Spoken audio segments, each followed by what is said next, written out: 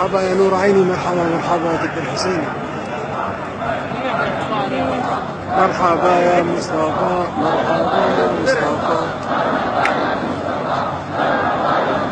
12 ربيع الاول 1439 بعد صلاة الفجر، زيارة المصطفى صلى الله عليه وسلم في الامور.